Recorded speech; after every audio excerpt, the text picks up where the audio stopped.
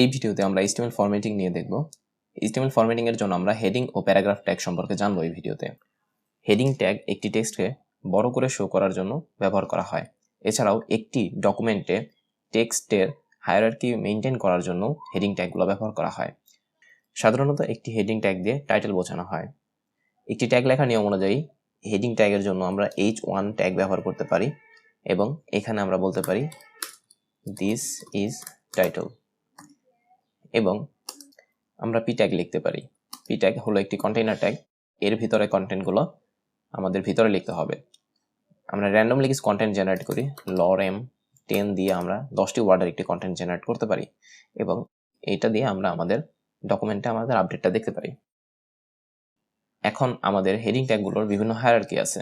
H1 tag আমাদের একটি ডকুমেন্টের সবচেয়ে বেশি প্রায়োরিটি পাওয়া একটি হেডিং টাইটেল।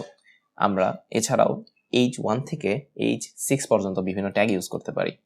যেমন আমরা H2 দিয়ে আমরা যদি লিখি দিস ইজ হেডিং 2, তাহলে আমাদের একটি হেডিং তৈরি হয়ে গেল। তো আমরা দেখতে পারতেছি আমাদের হেডিং 3ও তৈরি হয়ে গেল। এইরকম এই হায়ারার্কিটা আমরা দেখতে পারতেছি একটার পর একটা ছোট হচ্ছে। এরকম H4ও আমরা ব্যবহার করতে পারি, দিস ইজ হেডিং 4, এবং H5 দিয়ে দিস ইজ হেডিং 5, এবং সর্বশেষ আমরা H6 পর্যন্ত ব্যবহার করতে পারি, যেটি একটি টাইটেলগুলোর মধ্যে সবচেয়ে ছোট হায়ারার্কি দেখাচ্ছে। তো আমাদের সবচেয়ে বড় সাইজের যে হেডিংটা সেটা হলো H1। আমি এটা লিখে ফেলি, দিস ইজ হেডিং 1। তো পি ট্যাগ দিয়ে আমরা প্যারাগ্রাফ মেইন করে থাকি। তো আমরা একটি প্যারাগ্রাফ লিখি lorem 200, 200 ওয়ার্ডের একটি প্যারাগ্রাফ তৈরি হয়ে গেল। এবার আমরা আরেকটি পি ট্যাগ ব্যবহার করে lorem 100 দিই, 100 ওয়ার্ডের একটি প্যারাগ্রাফ ব্যবহার করি। তো আমরা এখানে দেখতে পারবো যে দুইটি প্যারাগ্রাফের মাঝখানে একটি গ্যাপ রয়েছে। আমরা যখন বড় কোনো কন্টেন্ট লিখতে যাব তখন আমাদের মাল্টি প্যারা যদি ইউজ করতে হয় তখন আমরা সেগুলো প্যারাগ্রাফ ট্যাগের মধ্যে লিখতে পারি। আমরা তাহলে সবগুলো ক্লিন করে আমরা একটি ছোট কম্পোজিশন লিখে ফেলি। কম্পোজিশনটার নাম হবে ওয়েব ডেভেলপমেন্ট।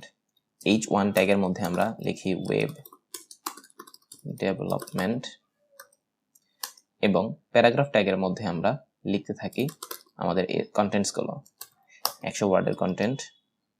আমরা আরেকটি প্যারাগ্রাফ ট্যাগের মধ্যে আরও 100 ওয়ার্ডের একটি কন্টেন্ট লিখে ফেলি। এই হলো আমাদের আউটপুট। আমাদের যদি এমন কোনো কন্টেন্ট লিখতে হয়, আমাদের কোনো কম্পোজিশন, তাহলে আমরা এইভাবে হেডিং ও প্যারাগ্রাফ দিয়ে আমাদের কম্পোজিশনটা লিখতে পারি। ধন্যবাদ সবাইকে।